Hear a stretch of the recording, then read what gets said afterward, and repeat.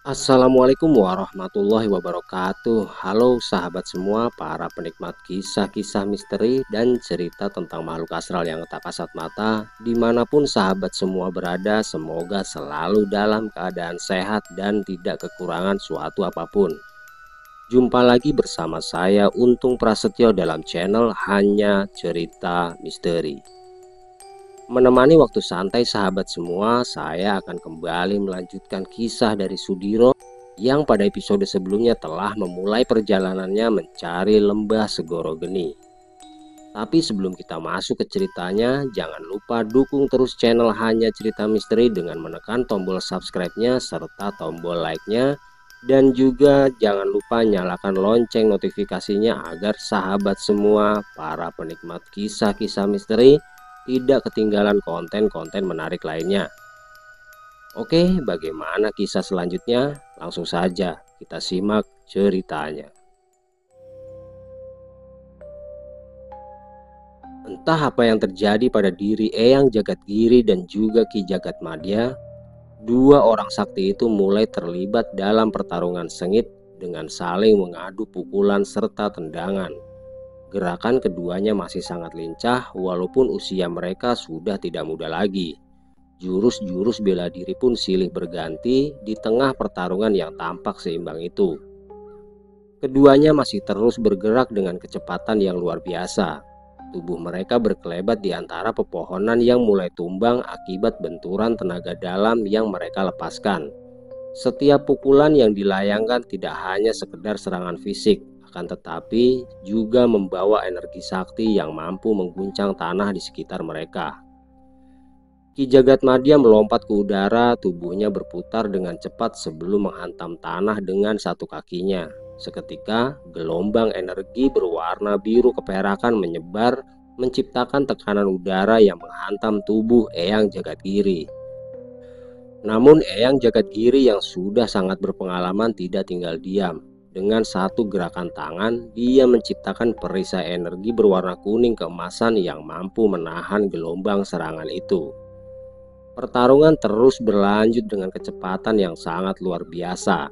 Ki Jagatmadya mengeluarkan jurus ajian sapu jagat, sebuah ajian yang membuat kedua tangannya bersinar dengan cahaya hitam pekat, memancarkan energi panas yang membakar udara di sekitarnya. Sementara itu, Eyang Jagadgiri membalas dengan jurus ajian Bayu Agni yang menciptakan pusaran angin berapi yang melindungi tubuhnya dari serangan langsung. Benturan dua energi besar itu menciptakan kabut tebal yang menyelimuti tempat itu. Dan ketika kabut pekat itu perlahan menghilang, wajah keduanya mulai dipenuhi keringat dan keduanya sudah terlihat mulai kelelahan. Kau selalu saja menyia-nyiakan ilmu-ilmu yang kau miliki, Madya. Kau hanya bisa menebar ancaman dan menyakiti serta menghabisi orang-orang yang tidak sejalan dengan pemikiranmu, ujar Eyang Jagadgiri dengan nafasnya yang terengah-engah. Apa pedulimu, Giri? Semua yang aku lakukan tidak ada sangkut pautnya denganmu. Ini semua aku lakukan untuk menjaga nama besarku di kalangan para dukun sakti itu, balas Ki Jagatmadya dengan tegas. Pertarungan antara Eyang Jagadgiri dan Ki Jagatmadya semakin memanas. Kedua sosok sakti itu kembali saling menerjang, mengerahkan seluruh ilmu yang mereka miliki. Benturan demi benturan terjadi, menciptakan gelombang energi yang mengguncang tanah di bawah mereka. Ki Jagatmadya kembali menghentakkan kakinya ke tanah lalu merapal mantra yang membuat tubuhnya berselimut kabut hitam pekat. Dari kedua telapak tangannya muncul bola-bola energi kelabu yang melesat dengan kecepatan luar biasa ke arah Eyang Jagadgiri. Eyang Jagadgiri pun tidak tinggal diam. Dengan gerakan cepat dia membentuk perisai energi dari telapak tangannya lalu menangkis serangan itu dengan sebuah tebasan angin yang tajam. Benturan besar terjadi menciptakan suara ledakan yang menggema di seluruh lembah. Namun Ki Jagatmadya yang sudah mengantisipasi hal itu berkelebat dalam sekejap dan muncul di belakang Eyang Jagadgiri lalu melayangkan pukulan maut yang mengandung energi panjur sangga bumi, ilmu yang mampu mengguncang keseimbangan tubuh lawan. Pukulan itu mengenai bahu Eyang Jagadgiri dan membuatnya terdorong beberapa langkah ke depan. Merasa kesabarannya sedang diuji, Eyang Jagadgiri segera menghimpun energi dari dalam tubuhnya. Matanya berkilat tajam dan dalam sekejap tubuhnya dikelilingi oleh cahaya keemasan. Dia kemudian menghantam tanah dengan telapak tangan kanannya yang memunculkan gelombang energi yang menjalar dengan cepat ke arah Ki Jagatmadya. Ki Jagatmadya terkejut karena tanah di bawahnya tiba-tiba retak dan meledak yang mengirimkan bebatuan besar yang berterbangan ke segala arah. Dia melompat tinggi untuk menghindari serangan itu. Akan tetapi Eyang Jagadgiri sudah menunggunya di atas, lalu menyambutnya dengan pukulan bertubi-tubi yang penuh tenaga dalam. Benturan demi benturan terjadi di udara, hingga kedua pendekar tua itu kini bertarung di atas ketinggian, beradu kecepatan dan kekuatan dalam serangkaian serangan yang tak terhitung jumlahnya. Angin kencang berputar di sekitar mereka, membuat dedaunan di bawah berterbangan liar. Namun di balik itu semua, Eyang Jagadgiri dan Ki Jagatmadya tidak menyadari bahwa pertarungan ini bukan kehendak mereka sendiri. Ilusi dari siluman ular telah membelenggu pikiran mereka hingga membuat mereka melihat satu sama lain sebagai musuh yang harus dikalahkan. Di tempat lain, Warijan mulai melesat dari satu batang pohon ke batang pohon lainnya dengan ilmu meringankan tubuh yang sangat terlatih. Pandangannya tajam ke arah depan sambil terus memperhatikan sosok makhluk yang separuh tubuhnya berwujud ular hitam dan separuh bagian lainnya terlihat seperti seorang manusia. Apa yang dialami oleh Warijan juga merupakan sebuah ilusi dari para siluman ular. Setelah kabut pekat yang membuatnya sulit bernafas, tiba-tiba saja dia melihat Sulastri ada di sisinya. Dan setelah gadis pujaannya itu membangunkannya sambil menepuk-nepuk wajahnya dengan perlahan-lahan, tiba-tiba dia melihat sosok siluman besar yang langsung melilit tubuh Sulastri dan membawanya pergi dari tempat itu. Warijan semakin mempercepat langkahnya, tubuhnya hampir seperti bayangan yang melesat di antara pepohonan. Tenaga dalamnya disalurkan dengan sempurna hingga membuat setiap gerakannya ringan namun tetap memiliki daya ledak yang luar biasa. Hatinya berdegup kencang bukan karena rasa takut, melainkan karena amarah yang membara. Di hadapannya sosok makhluk gaib berwujud ular itu terus bergerak melesat, membawa Sulastri menjauh ke dalam kabut yang semakin pekat. Dalam pikirannya Warijan tahu, jika dia kehilangan jejaknya sekarang, maka Sulastri bisa hilang selamanya di alam gaib yang penuh tipu daya ini. Dengan segenap tekad, dia menyalurkan energi di kedua kakinya lalu menghentakkan ke tanah dengan kekuatan besar. Seketika tubuhnya melesat seperti anak panah menerjang ke arah bayangan yang semakin menjauh. Di tengah pergerakannya itu tiba-tiba Warijan merasakan ada sesuatu yang aneh. Pandangannya mulai berputar dan pikirannya terasa kabur. Perlahan-lahan dia merasa lemas dan kehilangan tenaga. Lalu setelah itu Warijan pun terjatuh di sebuah tempat yang terasa sangat lembab. Ketika dia berusaha bangkit, Warijan sudah tidak lagi melihat sosok makhluk yang membawa Sulastri pergi. Dan setelah mengedarkan pandangannya ke arah sekitar, dia melihat dirinya berada di sebuah jurang yang sangat dalam. Mengetahui apa yang sedang terjadi pada dirinya, Warijan pun tersentak dan setelah itu dia merapal ajian Brajasewu. Pikirannya yang sebelumnya diselimuti kekhawatiran dan rasa takut mulai jernih kembali. Dia kembali fokus dan menyadari bahwa dia sudah masuk dalam perangkap makhluk-makhluk gaib yang menguasai tempat itu. Sedangkan Sudiro yang tahu jika rombongannya sedang mengalami serangan gaib secara tidak langsung mulai menggunakan energi Pancawara yang masih ada dalam dirinya.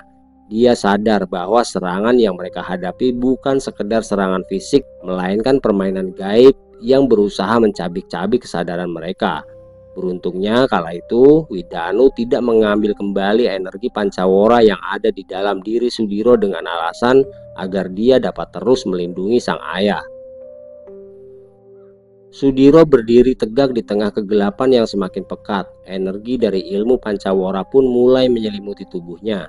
Cahaya kemerahan yang menyelimuti tubuhnya semakin lama semakin terang hingga menerangi sekelilingnya dengan sinar yang menembus kabut kelam. Panas yang keluar dari energinya membuat tanah di bawahnya mulai retak-retak dan udara di sekitar mulai berubah menjadi lebih berat. Dampak energi itu pun langsung terasa. Siluman-siluman ular yang semula mengepung mereka mulai bergerak gelisah. Mata mereka yang semula menyala dengan warna kemerahan kini berpendar redup. Tubuh mereka yang melingkar di antara akar-akar pepohonan tampak merayap mundur. Energi Pancawara yang dilepaskan oleh Sudiro bukan hanya sekedar cahaya, melainkan gelombang kekuatan yang mengusir kegelapan dan membakar ilusi yang mereka ciptakan. "Apa kau baik-baik saja, Diro?" tanya Ki Condrowongso yang masih berdiri tepat di hadapan Sudiro. "Iya Ki, sampean sendiri bagaimana?" balas Sudiro yang juga menanyakan keadaan Ki Condrowongso. "Sepertinya kita berdua yang tidak masuk dalam perangkap licik siluman ular itu, Diro. Dan sekarang kita harus menyadarkan Warijan dan yang lainnya," ujar Ki Condrowongso sambil terus mengedarkan pandangannya. "Aku sudah menandai tempat ini, Diro. Sekarang kita harus mencari kawan-kawan kita lalu menyadarkan mereka. Dan setelah itu kembalilah ke tempat ini," imbuh Ki Condrowongso yang langsung melesat pergi. Sudiro yang melihat jejak samar di tempat Ki Condrowongso berdiri tadi mulai memahami apa yang diinginkan oleh sosok makhluk gaib berwujud lelaki tua itu. Dan tanpa pikir panjang, dia pun langsung melesat pergi untuk menyelamatkan Warijan, Eyang Jagadgiri, Ki Jagatmadya, dan Gatrapawira, Wanarupa, serta Wanageni. Sudiro melesat cepat menembus kabut yang masih tersisa. Tubuhnya bergerak lincah di antara pepohonan besar yang menjulang tinggi. Setiap langkahnya meninggalkan jejak panas di tanah yang sedikit menghitam akibat energi Pancawara yang masih menyelimutinya. Matanya tajam mengawasi sekeliling, mencari keberadaan rekan-rekannya yang terpisah akibat ilusi dari para siluman ular. Di kejauhan samar-samar dia melihat Gatrapawira berdiri kaku di antara akar-akar raksasa yang menjulur seperti ular hidup. Tatapannya terlihat kosong seolah sedang terjebak dalam ilusi yang menguasai kesadarannya. Sudiro segera menghentakkan kakinya ke tanah yang menciptakan gelombang energi yang berpendar ke segala arah. Cahaya kemerahan yang terpancar dari tubuhnya menjalar cepat menghanguskan kabut gaib yang membelenggu tubuh serta pikiran Gatrapawira. Sekejap kemudian sosok makhluk perewangannya itu tersentak dan kesadarannya kembali. Tubuhnya yang semula tegang kini melemas, tetapi tatapannya kembali fokus. Tanpa membuang waktu, Sudiro memberi isyarat kepada Gatrapawira untuk mengikutinya yang kembali melesat, menyusuri hutan untuk menemukan yang lain. Di sisi lain, Eyang Jagadgiri dan Ki Jagatmadya masih terjebak dalam pertarungan semu yang diciptakan oleh siluman ular. Keduanya tampak saling serang, jurus-jurus sakti mereka berbenturan di udara hingga menciptakan ledakan kecil yang mengguncang tempat di sekitar mereka. Namun Sudiro tahu bahwa mereka tidak benar-benar bertarung satu sama lain. Hal itu terjadi karena pikiran mereka sedang dikendalikan oleh makhluk-makhluk licik yang bersembunyi dalam bayangan. Dengan gerakan cepat, Sudiro mengayunkan tangannya ke depan, mengeluarkan energi Pancawara dalam bentuk gelombang cahaya yang membelah udara. Energi itu menghantam keduanya dan membakar ilusi yang mengelabui mata mereka. Dalam sekejap, pertarungan mereka terhenti. Eyang Jagadgiri dan Ki Jagatmadya tersentak menyadari bahwa mereka telah dipermainkan oleh kekuatan gaib. Sementara itu, Wanarupa dan Wanageni masih berada dalam pengaruh kekuatan siluman ular. Tubuh mereka tertunduk lesu seolah berada dalam mimpi buruk yang tidak berujung. Sudiro melesat ke arah mereka lalu menyalurkan energinya dengan sangat hati-hati agar tidak melukai keduanya. Seperti sebelumnya, cahaya merah dari energi Pancawara dapat membebaskan mereka dari cengkeraman ilusi tersebut. Satu persatu dari mereka mulai terbangun dengan tatapan yang masih sedikit linglung, tetapi kesadaran mereka mulai pulih. Kabut yang menutupi tempat itu perlahan menipis, menandakan bahwa serangan siluman ular telah melemah. Namun Sudiro tahu bahwa ini belum berakhir. Setelah memastikan semua rekannya telah sadar, Sudiro segera memberi isyarat untuk kembali ke tempat yang telah ditandai oleh Ki Condrowongso. Mereka bergegas melewati jalur yang telah dilalui sebelumnya, melompati akar-akar besar dan bebatuan yang licin akibat embun. Ketika mereka tiba, Ki Condrowongso sudah berdiri menunggu bersama Warijan. Tubuhnya tegak dengan tatapan tajam mengarah ke depan. Sementara Warijan masih terlihat lemah usai mengeluarkan banyak energi untuk melawan ilusi dari siluman ular yang menyerangnya.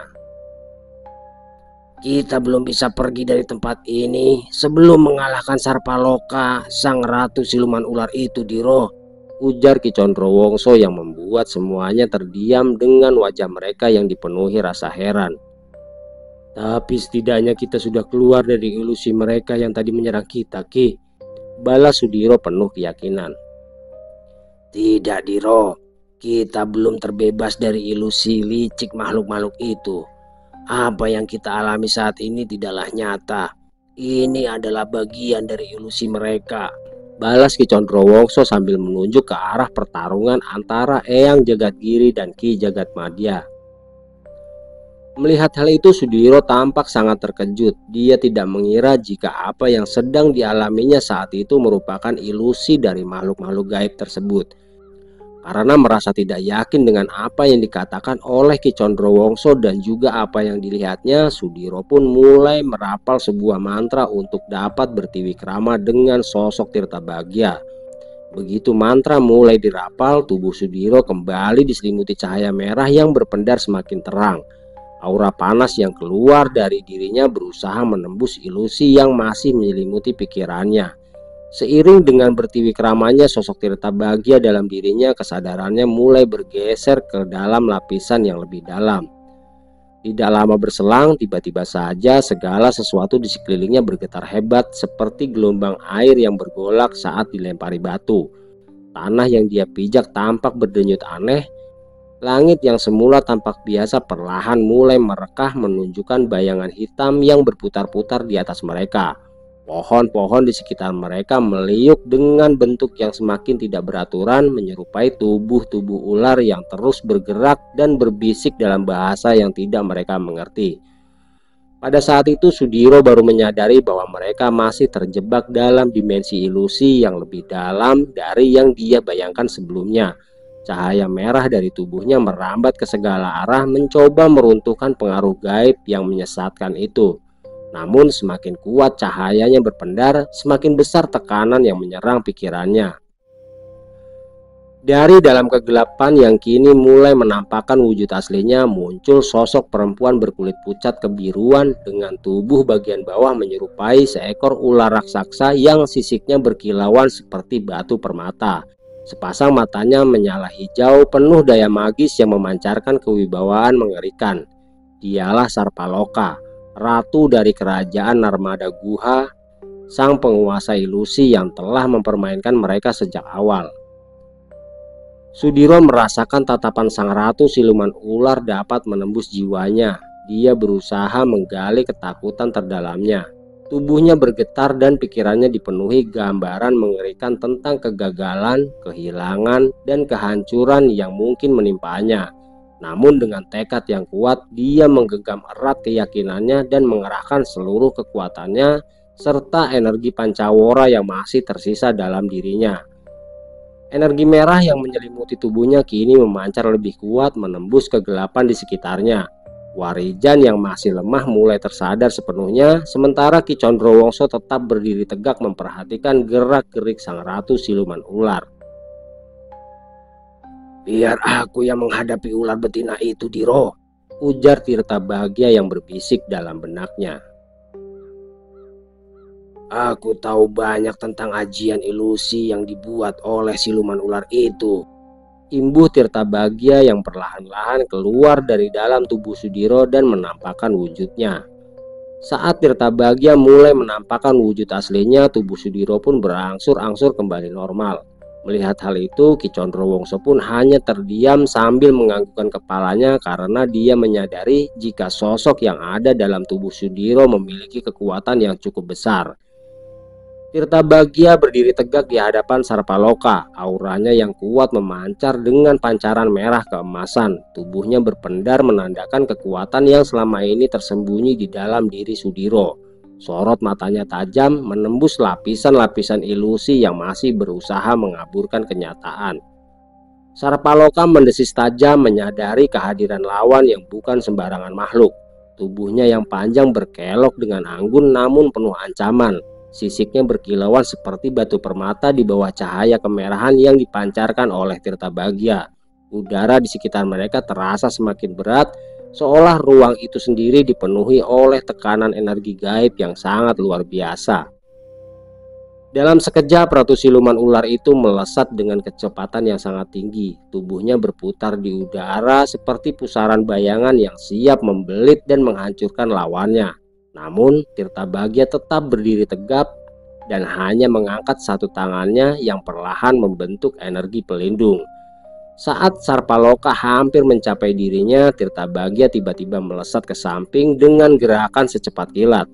Dengan satu hentakan tangannya, dia menciptakan gelombang energi yang langsung menghantam tubuh sang ratu ular, hingga membuatnya terlempar ke udara sebelum menghantam tanah dengan keras.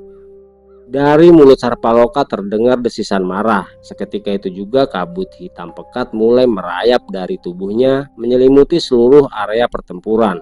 Kabut itu bergerak dengan cepat, berusaha menghisap kesadaran mereka kembali ke dalam ilusi yang lebih dalam. Namun Tirtabagya tidak sedikit pun gentar. Dengan satu tarikan nafas dalam, dia mulai menghimpun energi, dan seketika itu juga cahaya merah kemasan dari tubuhnya menyebar ke seluruh area yang membakar kabut hitam yang mencoba menguasai mereka kembali. Suara desisan menyakitkan terdengar dari sosok Sarpaloka yang kini terpaksa mundur beberapa langkah. Ki Condrowongso yang sejak tadi memperhatikan hanya tersenyum tipis. Dia tahu bahwa pertempuran ini belum selesai, namun dia juga sadar bahwa mereka memiliki keunggulan yang tidak dimiliki oleh siapapun yang pernah melawan sang ratu ular sebelumnya. Tirtabagya kembali maju dan bersiap untuk menyelesaikan pertarungan yang telah dimulai. Sementara itu Sudiro dan yang lainnya bersiap jika pertempuran harus berubah menjadi lebih sengit dan tidak dapat terhindarkan lagi. Jangan kau musnahkan makhluk itu, Ki. Selain akan membuat hal yang menyulitkan kita, sepertinya ular betina itu cocok untuk kau jadikan istri. Ujar Ki Condrowongso sambil tertawa. Ular betina itu bukan seleraku, kakek tua. Dari baunya saja membuatku merasa jijik, balas Tirtabagya dengan tenang. Kalau begitu kalahkan dia, tapi jangan sampai dia mati. Karena itu akan membuat kita terkurung dalam ilusinya dan sangat sulit sekali untuk keluar dari tempat ini, pinta Ki Condrowongso dengan wajah yang terlihat lebih serius lagi. Mendengar apa yang dikatakan oleh Ki Condrowongso, Tirtabagya hanya mengangguk singkat memahami maksudnya. Sementara itu Sarpaloka masih berdiri tegak dengan sorot matanya yang tajam dan menyala penuh kebencian. Sedangkan kabut hitam yang sebelumnya menguar di sekelilingnya perlahan menyusut dan kembali ke tubuhnya. Udara di sekitar mereka terasa semakin panas dan energi dari dua kekuatan besar itu mulai saling berbenturan. Tirtabagya mulai maju dengan tenang, lalu dalam satu gerakan cepat dia melesat dan seketika membawa tanah yang dilaluinya tampak retak dan cahaya merah membara menjalar di permukaannya yang membentuk pola yang menyerupai jaring api.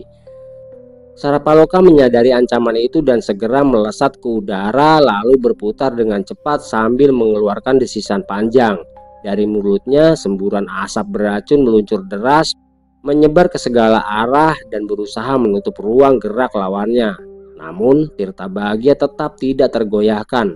Dengan satu gerakannya dia menciptakan pusaran angin yang berputar semakin cepat, lalu menyapu racun yang berusaha menyelimuti dirinya. Dan dalam sekejap racun itu lenyap tanpa meninggalkan jejak lagi. Sarpaloka menggeram marah, lalu dari tubuhnya yang bersisik muncul bayangan-bayangan hitam yang berbentuk seperti ribuan ular kecil yang melesat ke arah Tirtabagya dengan kecepatan yang luar biasa. Bayangan itu bergerak seperti gelombang yang siap melahap apapun yang ada di jalurnya. Tirtabagya tetap tenang. Dengan satu putaran tubuhnya dia menciptakan dinding energi cahaya yang langsung menghantam gelombang bayangan ular itu. Percikan energi berhamburan di udara, suara letupan keras menggema, dan dalam sekejap ribuan bayangan itu menghilang seolah tidak pernah ada. Melihat serangannya tidak membuahkan hasil, Sarpaloka kembali turun ke tanah Dengan tubuhnya yang bergetar hebat, nafasnya memburu, menyadari bahwa lawannya kali ini bukan makhluk sembarangan. Tirtabagya berjalan perlahan mendekatinya dengan sinar merah keemasan dari tubuhnya yang semakin terang yang menekan keberadaan sang ratu siluman ular. Sarpaloka merunduk dengan tubuhnya yang mulai melemah, dan seiring dengan itu ilusi yang selama ini menyelimuti wilayah Narmada Guha mulai runtuh perlahan. Ki Condrowongso tersenyum tipis. Dia tahu bahwa pertarungan telah usai. Kini tinggal keputusan Tirtabagya untuk menentukan bagaimana mereka akan keluar dari tempat itu tanpa membunuh sang ratu siluman ular. Kami hanya ingin melewati daerah kekuasaanmu ini, Nyi. Kami tidak bermaksud untuk menyerang ataupun merebut sesuatu dari kerajaanmu, ujar Tirtabagya dengan tegas. Baiklah Tuan, aku mengaku kalah. Dan sekarang pergilah dari Narmada Guha, balas Sarpaloka sambil menundukkan wajahnya. Jangan bersiasat lagi, Nyi. Aku tahu kau masih ingin melumpuhkan kami. Jangan buat amarahku meluap lagi, Nyi, karena aku tidak akan segan menghabisimu, ancam Tirtabagya dengan tatapan tajam yang seolah mampu membaca isi hati dari Sarpaloka. Sarpaloka tetap menundukkan kepalanya, tapi tatapan matanya yang berkilat menunjukkan bahwa pikirannya masih penuh dengan tipu daya. Namun tekanan energi dari Tirtabagya yang masih menyala membuatnya ragu untuk bertindak gegabah.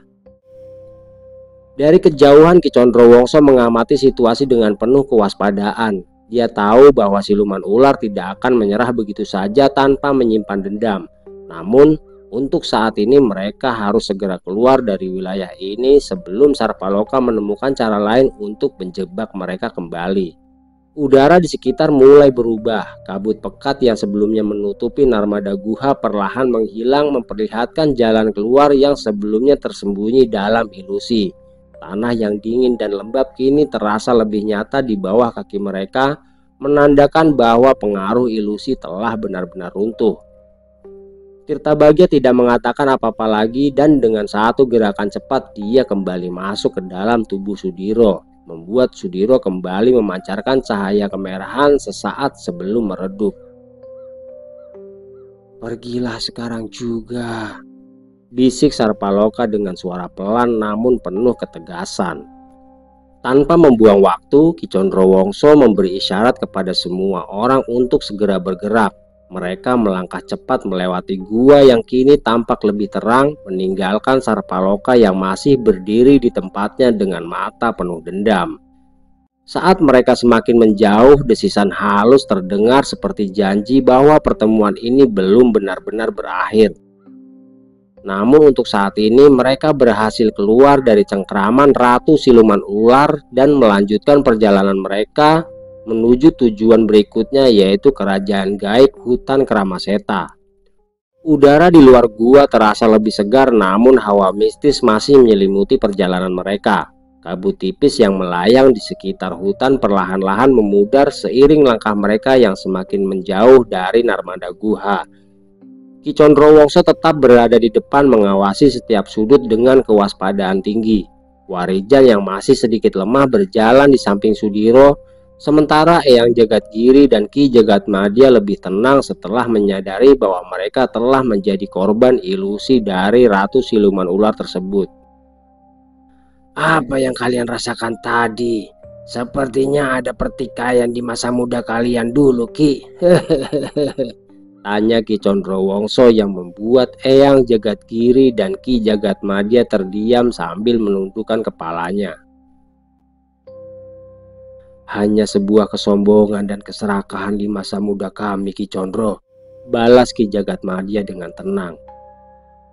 Aku tidak menyangka jika ada ilmu yang mampu membawa ilusi yang sangat nyata seperti yang tadi kami alami, Ki. Kami seperti kembali ke masa muda kami yang penuh pertikaian dan pertentangan, sahut Eyang Jagadgiri. Kalian sangat beruntung, Ki. Kalian hanya beberapa saat terjebak dalam ilusi yang dibuat oleh Sarpaloka. Kalian beruntung ada Sudiro dan Tirtabagya, balas Ki Condrowongso sambil menganggukkan kepalanya. Dulu aku menghabiskan puluhan tahun di tempat itu sebelum akhirnya aku dapat mengalahkan Sarpaloka dan pergi dari Narmada Guha. Imbuh Ki Condrowongso yang seketika itu juga membuat wajahnya terlihat murka. Ki Condrowongso pun meminta semua rombongannya untuk berhenti dan memulihkan energi mereka sebelum mereka memasuki kawasan hutan Kramaseta. Dan di tempat peristirahatan itu Ki Condrowongso menceritakan dengan lebih detail lagi perjalanannya menuju Wanadri Karma hingga akhirnya dia menyerah di gerbang Trisaka atau gerbang ketiga dari 7 gerbang yang ada di sana.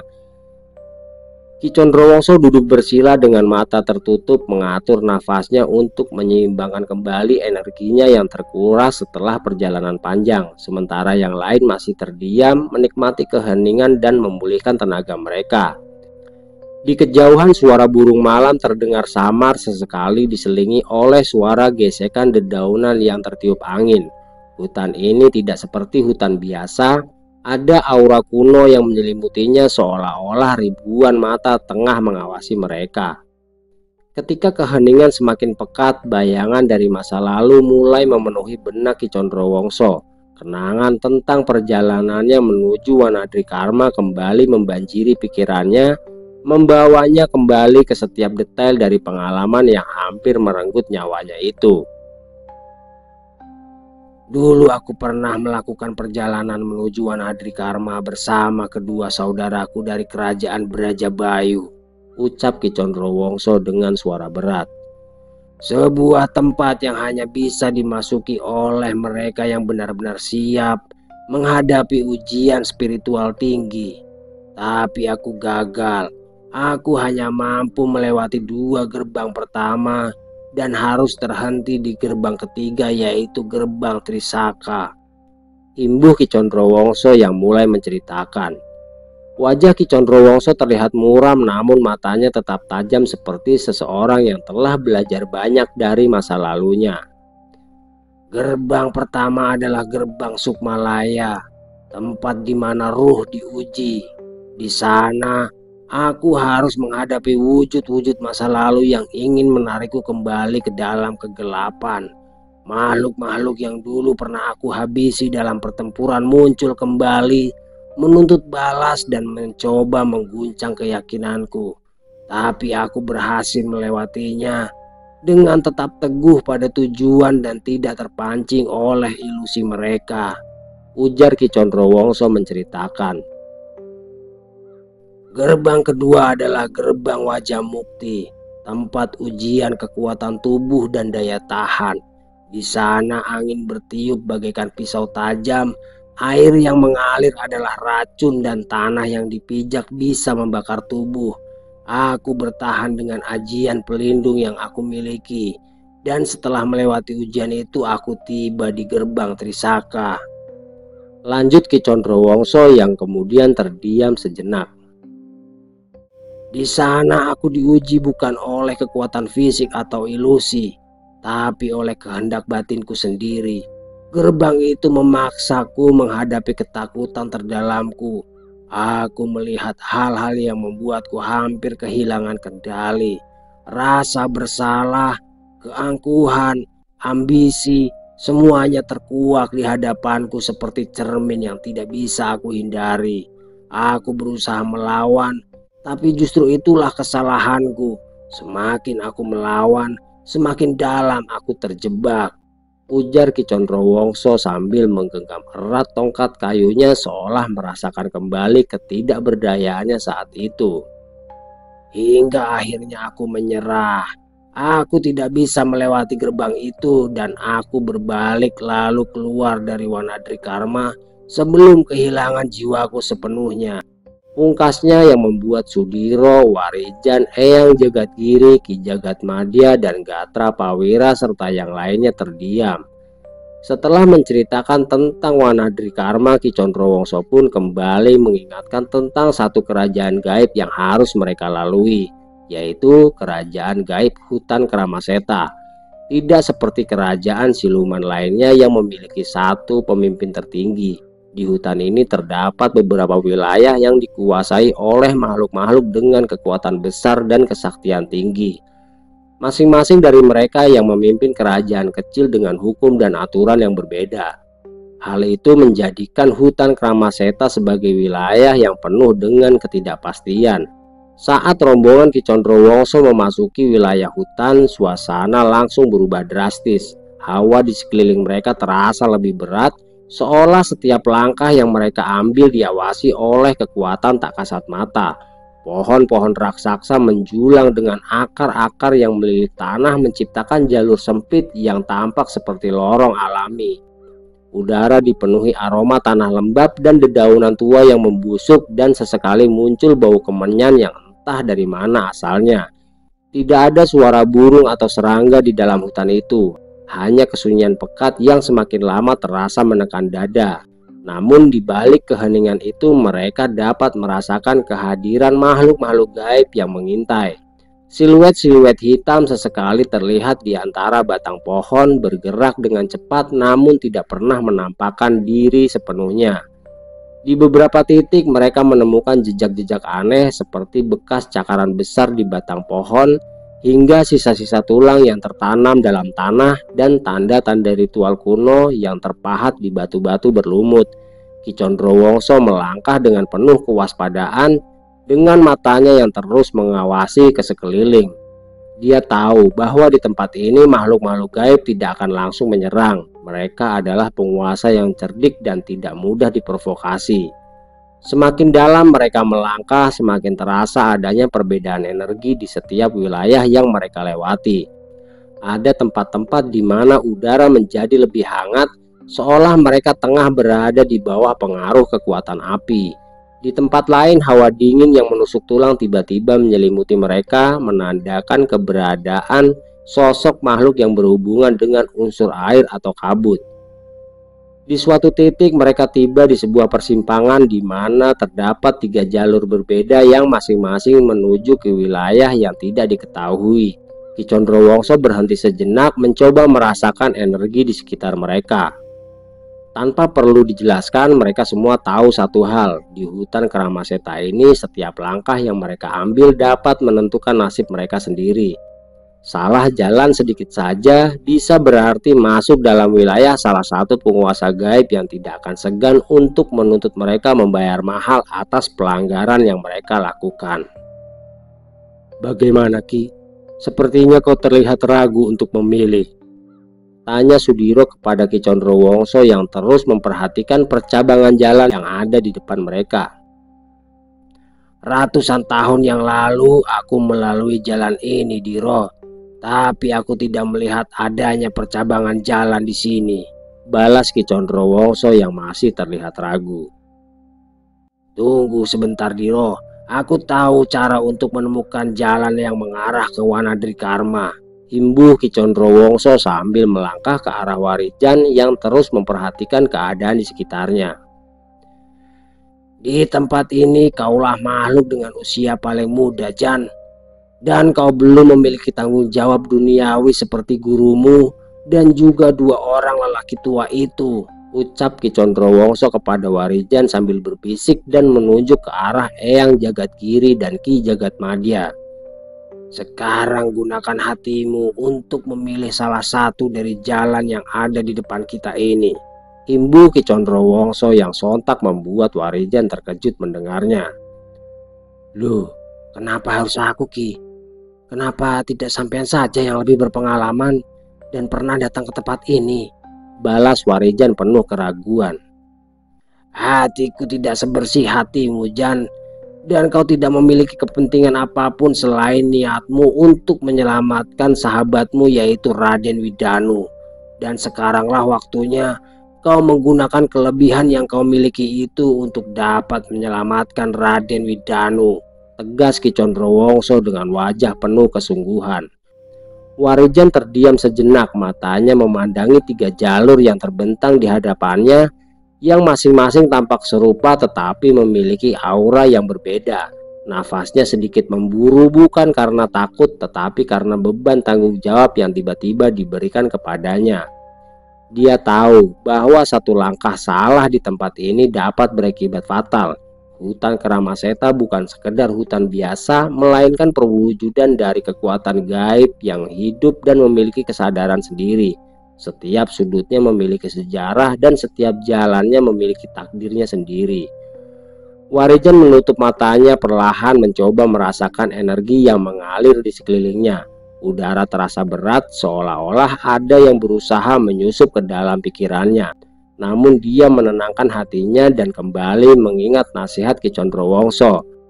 Dia tidak boleh berpikir dengan logika manusia biasa, tetapi harus membiarkan hatinya yang berbicara.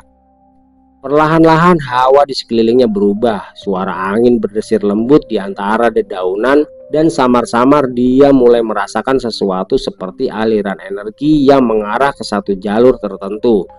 Bukan yang berada di sebelah kanan yang tampak lebih terang, bukan pula yang di tengah yang diselimuti kabut tipis, melainkan jalur di sebelah kiri yang terlihat lebih teduh dengan pepohonan besar yang menciptakan bayangan panjang di atas tanah. Denyutan halus terasa di dadanya, seolah ada panggilan yang membimbingnya ke arah itu. Perlahan dia membuka matanya dan mengangkat tangannya lalu menuju ke jalur yang berada di sisi kiri. Saat itu juga Ki Condrowongso tersenyum tipis sementara Eyang Jagadgiri dan Ki Jagatmadya saling beradu pandang. Mereka tahu bahwa Warijan tidak memilih jalur itu berdasarkan logika, tetapi dengan sesuatu yang lebih dalam, yaitu suara hatinya yang masih jernih dari kepentingan duniawi. Tanpa banyak bicara lagi, mereka segera melangkah menuju jalur yang telah dipilih Warijan. Langkah mereka mantap namun tetap penuh kewaspadaan. Saat mereka mulai memasuki jalan itu, perubahan suasana kembali terasa. Udara menjadi lebih dingin tetapi tidak menusuk tulang seperti sebelumnya. Saat mereka mulai memasuki jalan itu, perubahan suasana kembali terasa. Udara menjadi lebih dingin tetapi tidak menusuk tulang seperti sebelumnya, namun tetap ada aura mistis yang menggantung di udara. Di kejauhan terdengar suara gemericik air seolah menandakan keberadaan sungai atau mata air di tengah hutan. Namun di tempat seperti itu mereka tidak bisa begitu saja mempercayai apa yang mereka dengar. Perjalanan di hutan Keramaseta baru saja dimulai dan tidak ada yang tahu pasti tentang apa yang akan menghadang mereka di depan nanti.